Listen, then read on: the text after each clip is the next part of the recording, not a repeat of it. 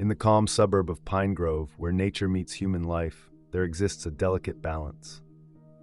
Here, survival can quickly become a struggle when the rules of the wild are put to the test. Lily Thompson had long been a caretaker, quietly watching over the strays that ventured to her property. But nothing truly prepared her for Daisy, a pregnant bobcat who seemed to sense her goodwill. Daisy carried not just her own life but also the fragile future of her young. Yet nature is unpredictable. It can show both kindness and cruelty. Hidden in the shadows of the pines was a predator that didn't belong to this landscape.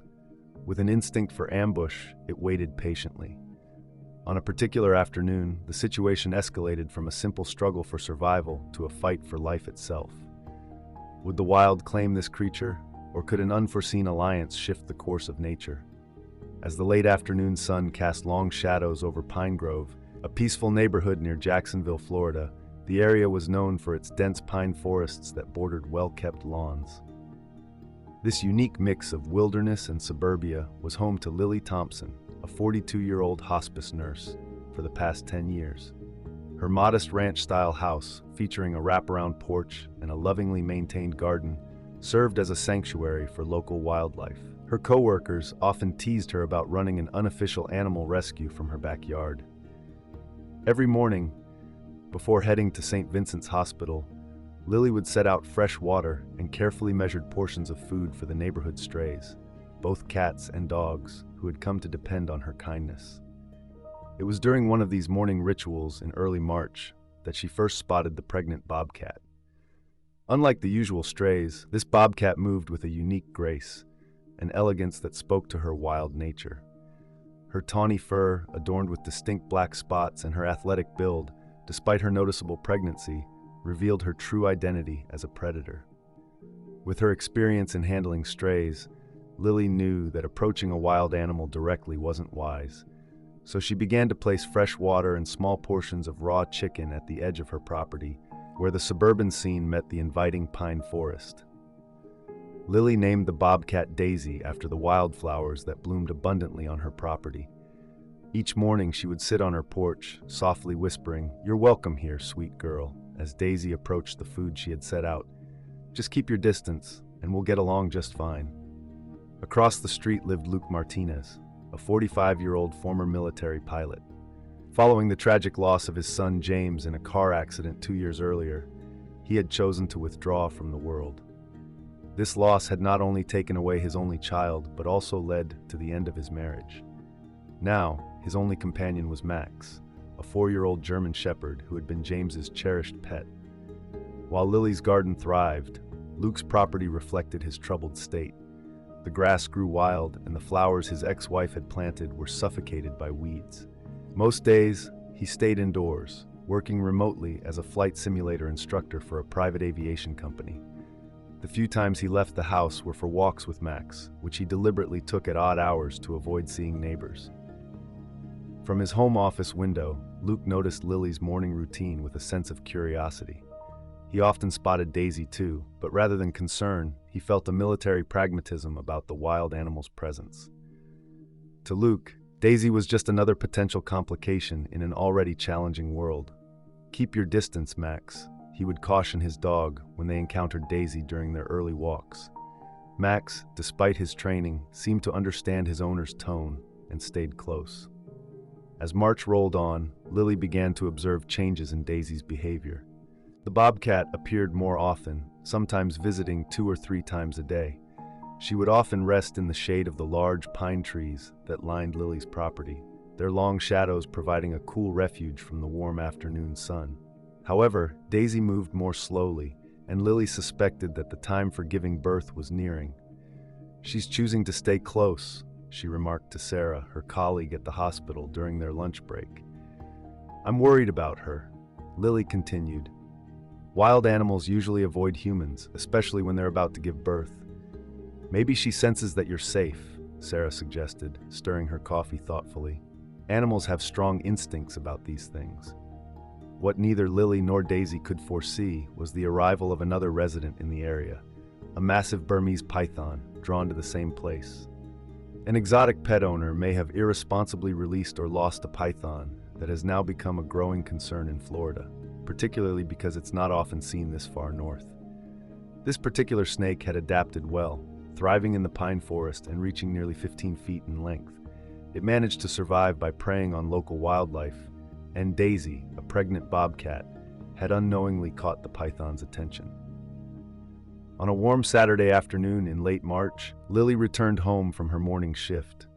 She was about to check on Daisy's feeding station when she heard an unusual noise emanating from the edge of her property. It was a strange mix of desperate cries and the sound of rustling bushes. As she moved around the corner of her house, her heart sank at the sight before her. The enormous python had ambushed Daisy, wrapping its powerful coils tightly around the bobcat. Daisy was putting up a fierce struggle, but her pregnancy left her vulnerable to the snake's grip.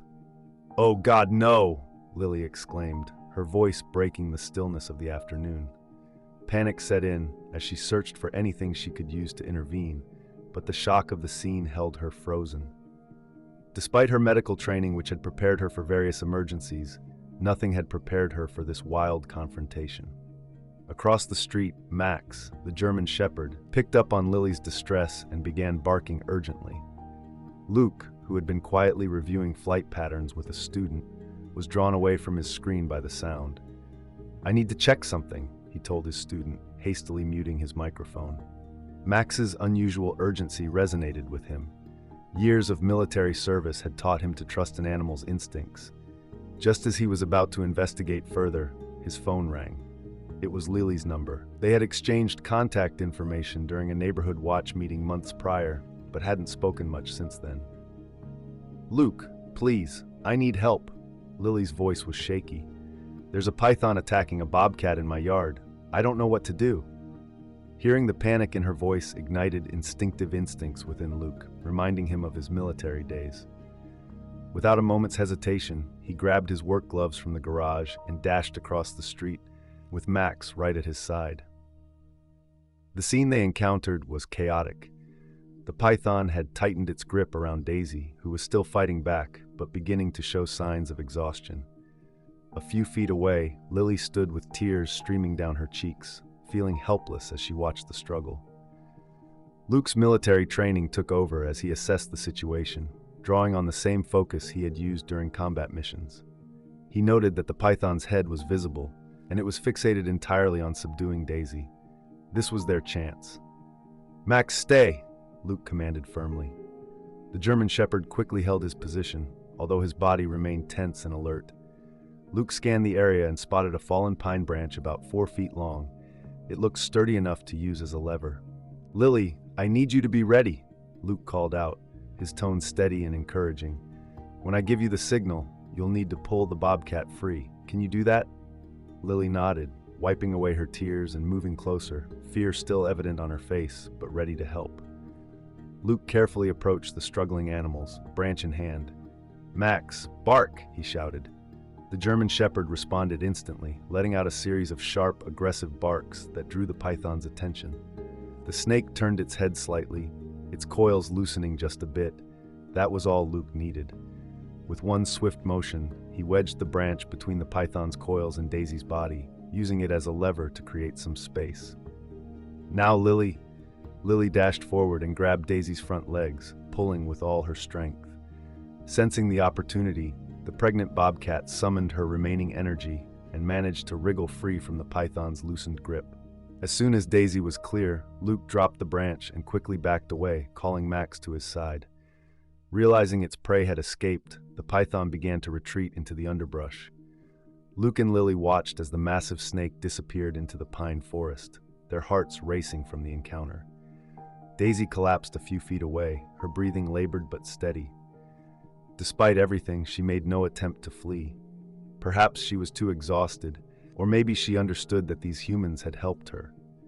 "We need to help her," Lily said instinctively, her nurse's training kicking in as she examined Daisy from a safe distance. "The python may have hurt her, and she's about to give birth." To his own surprise, Luke spoke up. "My garage is empty and climate-controlled. We could set up a safe space for her there." The words came out before he truly considered the implications. Seeing Lily's thankful smile, Luke knew he wanted to help rather than take back his offer. What unfolded next was a carefully planned rescue operation. Luke fetched a large dog crate from his garage while Lily contacted a local wildlife veterinarian she knew from the hospital. Together, they gently coaxed the weary bobcat into the crate, using calm movements and soft voices. Dr. Maria Rodriguez, the wildlife expert, arrived within the hour. After a careful examination, she reassured them that Daisy, though bruised and tired, had no serious injuries. However, the stress from the attack had brought on early labor. She'll be giving birth very soon, Dr. Rodriguez announced. Moving her to a wildlife center now would be too risky. The best thing we can do is provide a quiet, safe space and monitor her. Luke's garage quickly transformed into a makeshift maternity ward. They set up a separate area using privacy screens, complete with soft blankets and a shallow dish of water. Dr. Rodriguez taught them how to keep an eye on Daisy's condition from a safe distance using a baby monitor with a camera. That evening, while waiting for signs of labor, Luke and Lily sat on his front porch, watching the sun dip behind the pine trees. Max, Luke's dog, lay alert but calm at their feet. "I haven't used my military training in years," Luke said quietly, breaking the comfortable silence. "I never thought I'd need it in suburban Florida." Lily turned to look at him closely, noticing the softer lines of grief on his face in the evening light. "I'm glad you were here," she replied simply. "I couldn't have helped her alone." Luke nodded, then surprised himself by sharing more. "After James died and the divorce, I thought isolating myself was easier, safer." He absent-mindedly patted Max's head. "James loved this dog so much. Sometimes it's hard to look at Max without seeing my son's face." Lily squeezed his arm gently. "Grief can make us build walls," she said softly, "but sometimes life finds ways to break them down." Just then, a soft chime from the baby monitor caught their attention. Daisy had begun to show signs of active labor. The next 12 hours were both intense and wonderful. Under Dr. Rodriguez's guidance, they watched through the monitor as Daisy gave birth to 5 tiny bobcat kittens. Each arrival was quietly celebrated from the makeshift monitoring station in Luke's living room. 5 little fighters, Dr. Rodriguez announced proudly after the last kitten was born.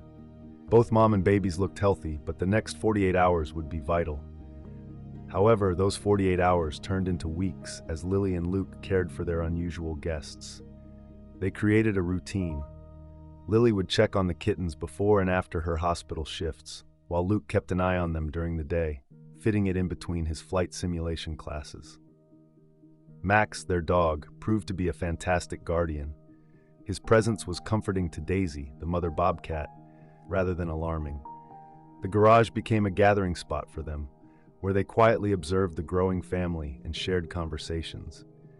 Luke found himself reminiscing about his younger brother, James, sharing happy memories that had been tucked away during his grief. Lily also opened up about her past, speaking about her mother's long battle with cancer, which inspired her to become a hospice nurse. As the bobcat kittens grew, they started to develop their own personalities. The boldest one, nicknamed Scout, was always the first to explore new things.